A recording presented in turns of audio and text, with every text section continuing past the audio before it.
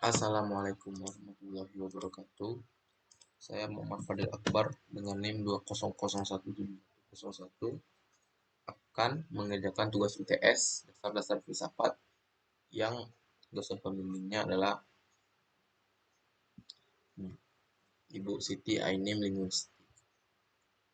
Yang pertama, saya akan menjelaskan apa itu epistemologi. Epistemologi berasal dari bahasa Yunani episteme dan logos episteme. Biasa diartikan pengetahuan atau kebenaran, dan logos diartikan sebagai pikiran, kata, atau teori. Secara etimologi, epistemologi dapat diartikan teori pengetahuan yang benar, dan lazimnya hanya disebut teori pengetahuan yang bahasa Inggrisnya theory of knowledge.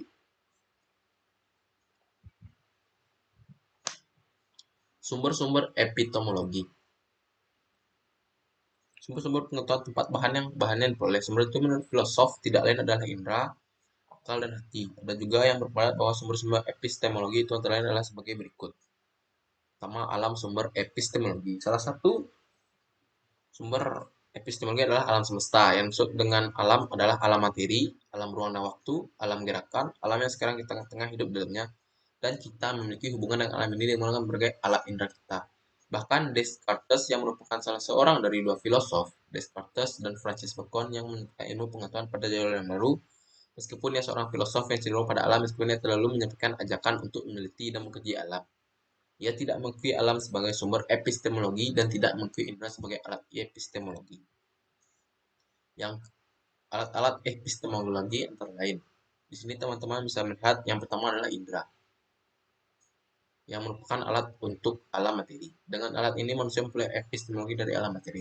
Yang kedua adalah argumen logika. Berbagai macam argumen logika. Argumen yang rasional dalam ilmu logika disebut dengan kias, silogisme, atau burhan demonstrasi. Yang inilah suatu bentuk praktik yang dilakukan oleh rasio manusia. Alat ini dapat diperlukan jika diyakini sebagai satu sumber epistemologi. Misalnya Bergson atau yang saya sebut William James, ia adalah seorang filosof terkenal berkebangsaan Amerika, dan banyak lagi para ilmuwan lainnya yang percaya dan yakin terhadap sumber dan alat ini. Hal-hal yang berhubungan dengan hati sebagai berepistemologi. Teman-teman bisa melihat pandangan Al-Quran yang pertama terhadap hati sebagai sumber epistemologi.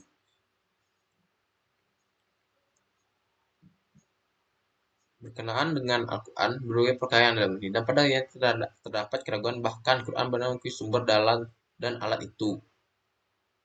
Hati dan penyembelihan ataukah benar-benar cenderung pada alam semesta? Yang B, Al-Quran tidak terpisah antara cenderung ke dalam dan cenderung keluar. Islam dengan jelas mengatakan seperti yang terdapat dalam ayat Al-Quran bahwa bertakwalah agar memperoleh suatu alat pembeda dalam hati. Karena jiwa agar jiwa kita senantiasa bersih dan Allah yang mengingatkan memberikan cahaya dalam hati kita kan berarti suatu alat yang dapat memberikan antara hak dan mati.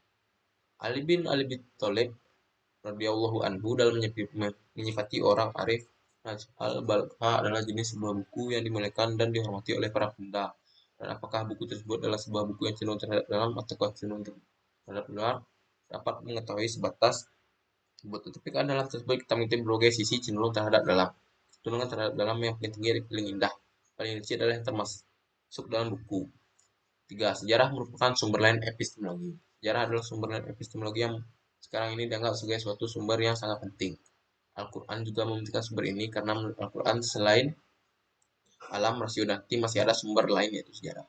Jika mengatakan bahwa alam adalah sumber epistemologi, maka di dalamnya juga berisi sejarah. Al-Quran jelas dan tegas bahwa sejarah merupakan bahan kajian dengan demikian. Maka sejarah itu merupakan salah satu sumber epistemologi seperti disebutkan dalam suatu ayat. Yang keempat, pengalaman indera sense experience. Orang sering merasa bahwa penginderaan adalah alat paling vital dalam memperoleh pengetahuan. Memang dalam hidup tampaknya penginderaan adalah satu-satunya alat untuk mencerap segala objek yang ada di manusia karena terlalu menekankan kenyataan. Paham demikian dalam filsafat disebut realisme. Yang kelima, nalar, reason. Nalar adalah satu corak berpikir dengan menggunakan dua pemikiran atau lebih dengan maksud untuk menekan pengetahuan baru.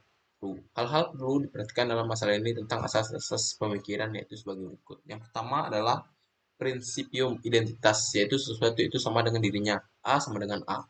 Asas ini bisa disebut dengan asas kesamaan.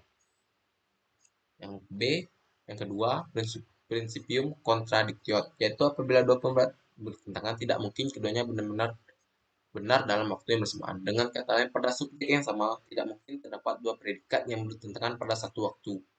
Asas ini biasa disebut asas pertentangan. Yang ketiga atau C, principium terti eksklusi, yaitu apabila dua pendapat yang berlawanan tidak mungkin keduanya benar dan tidak mungkin salah. Kebenaran hanya terdapat satu titik. Kedua itu tidak perlu ada pendapat ketiga. Asas ini disebut asas tidak ada kemungkinan ketiga. Yang keenam, authority atau otoritas atau authority. Otoritas adalah kekuasaan sah yang dimiliki oleh seseorang yang diikuti kelompoknya. Otoritas menjadi salah satu sumber pengetahuan karena kelompoknya memiliki pengetahuan melalui seseorang yang punya kewibawaan dan pengetahuan. Yang ketujuh, intuisi, intuition. Intuisi adalah suatu kemampuan yang ada pada diri saya melalui proses kesejuan tanpa suatu rangsangan atau stimulus mampu membuat pernyataan berupa pengetahuan. Yang kedelapan, wahyu, revelation. Wahyu adalah berita yang oleh Tuhan padanya untuk kepentingan umatnya. Kita mempunyai pengetahuan melalui wahyu karena ada kepercayaan tentang waktu yang disepakati itu. Yang kesembilan adalah keyakinan, faith. Keyakinan kemampuan yang ada pada diri sendiri diperoleh melalui kepercayaan. Sesungguhnya antara sumber pengetahuan berupa wahyu dan keyakinan sukar untuk dibedakan secara jelas, karena keduanya menunjukkan bahwa alat lain yang dipergunakan adalah kepercayaan. Yang C, beberapa pandangan epistemologi. Yang pertama, aliran filsafat dan epistemologi sains modern. Yang A adalah empirisme. Secara radikal, empirisme menunjukkan bahwa sebenarnya kita hanya memperoleh pengetahuan melalui pengalaman dengan menggunakan indera ilmiah. Thomas Hobbes adalah salah satu seorang penganut empirisme, bukan bahwa empirisme adalah awal dari segala pengetahuan, karena itu semuanya turun dari pengalaman. Tokoh empirisme adalah John Locke, yang terkenal dengan teori tabula rasanya. Menurut Locke, rasio manusia pada umumnya sebagai lembaran kertas putih, as white paper. Apa yang kemudian mengisinya sebenarnya berasal dari pengalaman, baik pengalaman lahiriah, sensation, maupun pengalaman betina, reflection. Rasionalisme. Penganut Islam menemukan bahwa ia dapat dipegang dengan akal budi, intelligence. Sumber utama hal ini menunjukkan bahwa pada dasarnya adalah pengetahuan sesuatu yang dapat dipahami secara rasional dengan ukuran kebenaran adalah konsistensi logis. Yang C, kritisme. Kritisme adalah suatu aliran filsafati yang dalam epistemologi berupaya menunjukkan jalan untuk mencapai pengetahuan tanpa harus terlibat dalam ekstremitas empirisme dan rasionalisme. Menurut Kant, memang benar bahwa kita punya pengalaman indrawi, tetapi sama benar juga bahwa kita punya pengetahuan yang menghubungkan hal-hal yang untuk mencapai. Kita harus keluar menembus pengalaman bagikan. Pengetahuan masih bersama alat unsur-unsur unsur-unsur a posteriori sudah pengalaman dan sebelum pengalaman. Sekian penjelasan saya tentang epistemologi dalam dasar-dasar filsafat. Apabila ada kata yang salah, saya mohon maaf. Wabillahi taufiq wal hidayah. Wassalamualaikum warahmatullahi wabarakatuh.